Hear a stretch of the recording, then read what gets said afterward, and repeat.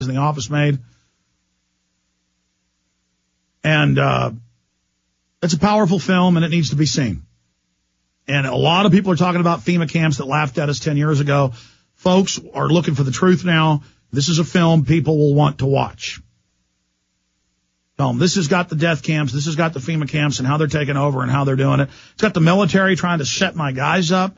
Nice, friendly, jovial, salt of the earth guys. Jason Douglas, Rob Dew, Jason Burmis, just super nice, super polite to the troops. Hey, can we interview your public relations person about the military's involvement here? And then they call the police on them and say they're terrorists. And said, you're not going to be able to fly anymore. Your life's over, and laughed like they're not even humans. They're treating us like we're not humans, just threatening to ruin people's lives and put them in prison as terrorists, and it means nothing. It's like in Truth Rising, the video of these former police, we even learn their names, former detectives that work for Larry Silverstein, very dangerous guy, very creepy. And they're just out front the building on city land with a protest permit, which is a violation of the First Amendment, but they went and got the permit. And they come over and say, we're going to say you got bombs and you're going to go to prison as terrorists. On video. They don't even care if they know you're videoing with a camera in their face. They're saying, get that camera out of my face. I know you're not a terrorist, but we're going to put you in jail as one. And then they call the cops, and the cops do what they say. These are guys who look more Goodfellas than Goodfellas. These are guys that look more Sopranos. I always, before I traveled a lot to New York, I'd been there a few times as a kid, but I always thought movies about gangsters was like over-stylized. Like, hey, what you gonna do there? I'm not gonna be able to, you're gonna say you're a terrorist. Hey, I run the cops around here. Get over here, cops. That bag's a bomb. That camera's a gun. The cops grab the bag and the camera, and you're right, it is.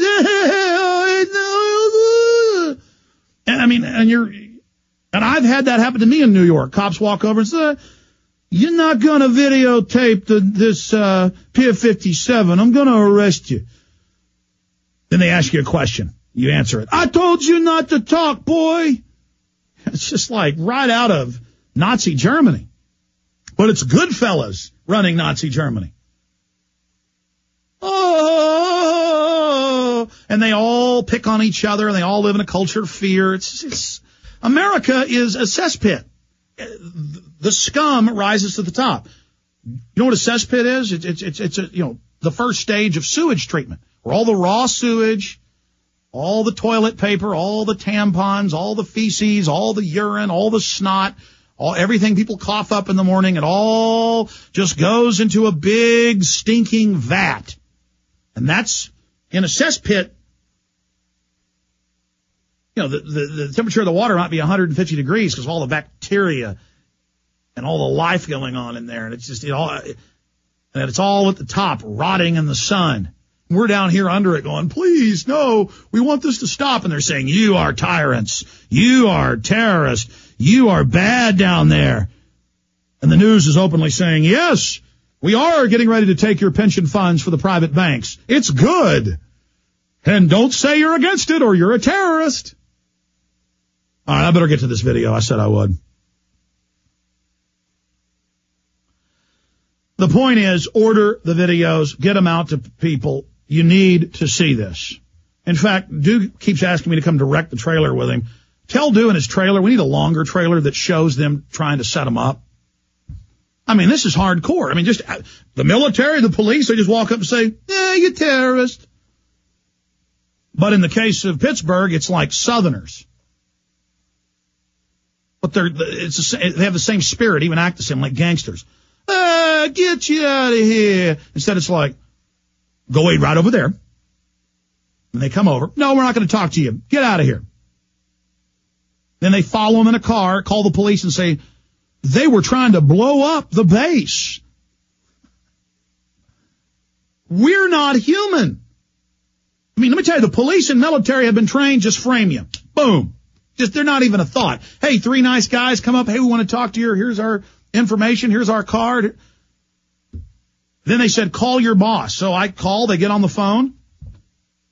And I'm like, Infowars.com. Yeah. No, we're media. I have a syndicated radio show. We're also on Channel 10 here in Austin. Yeah. Mm-hmm. We're like, no, I'm not going to talk to you. So, I mean, all this went on and then with database searches, they find out what hotel they check into an hour later and call them and say, oh, yeah, we're the rental car place. We want you to bring that rental car back, probably so they can plant a bomb on them or something. And it had been all over the news, Alex Jones's team. I mean, that's the world we live in. And the guys are like, well, our car doesn't have bad brakes, but we'll bring it in tomorrow. And the guy goes, actually, I'm with the Pittsburgh PD terrorism investigation. Is going to be put on a list for life. We know you were trying to blow up the perimeter and ran from them, and we have it all on tape. I called the guy up and I said, we're human beings, pal.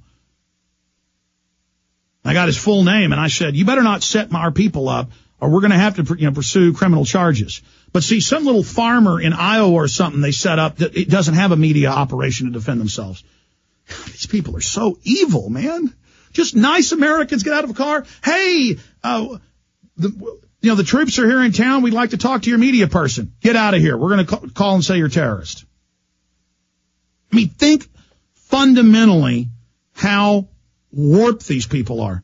You don't think they aren't ready to run death camps? They'll just say you're a terrorist. You don't think they aren't ready to take your house with the green police? All these people that will never have a job and are lazy video game heads, they can't wait to get their badges and guns, and they're getting them. In fact, we had that photo of Houston, of environmental police. In fact, we ought to pull that up and put it up on screen. Okay. Getting back to CNN.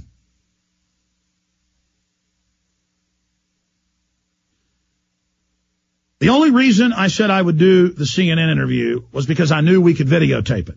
But we brought a small camera in case the people at this place said we couldn't tape. I was saying if they refused, we were just going to leave because there was no point in letting CNN twist or warp or edit whatever I had said. I had to have a record of it. So we shot it with a little flip camera.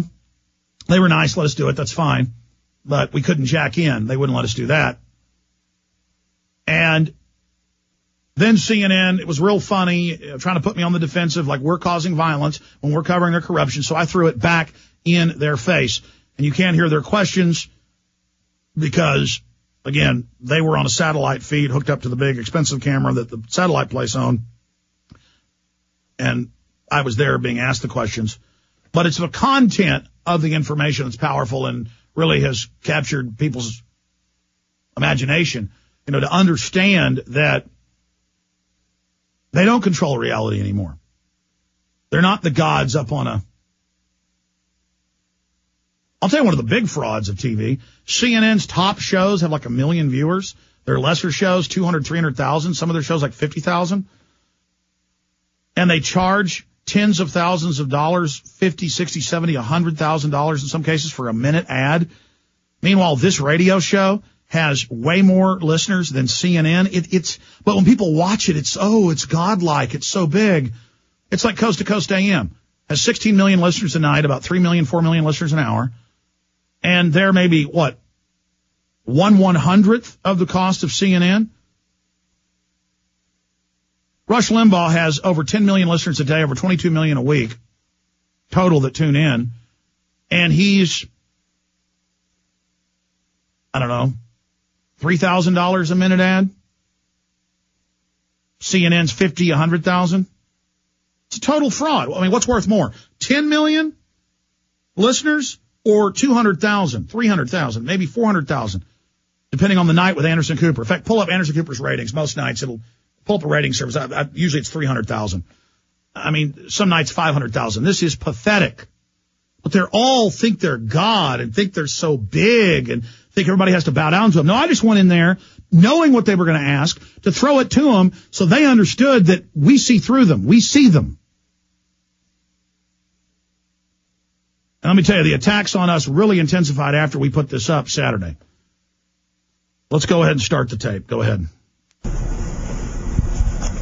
You're my friend from CNN. Hi, Joe. Oh, hit pause. Yeah. They're like, hi, Alex. Hi. Oh, you look nice. How you doing, buddy? And I went, oh, you're my friend, Joe. And he changed his tone and he goes, no, I'm not your friend. He was like, hi. And I was like, oh, you're my friend. And he understood that I knew it was cynical and sarcastic, and I was his quarry, and he was the wolf, and I was supposed to be the rabbit. And so I went, oh, you're my friend. He goes, no, I'm not your friend. I'm Black Ops. He didn't say that last part. He said, I'm not your friend. I get off on manipulating people. I'm on a power trip. I sold my soul. I'm here to divide the country. That's what he said in his spirit, but his voice said, no, I'm not your friend. I'm not your friend, Jones. Literally, it was like, oh, hi, Alex. And no, I'm not your friend. Not your friend. Now let's go back to it. I know. Yeah, no problem. Hello, Info Warriors. On the 26th day of March 2010, CNN called me, and they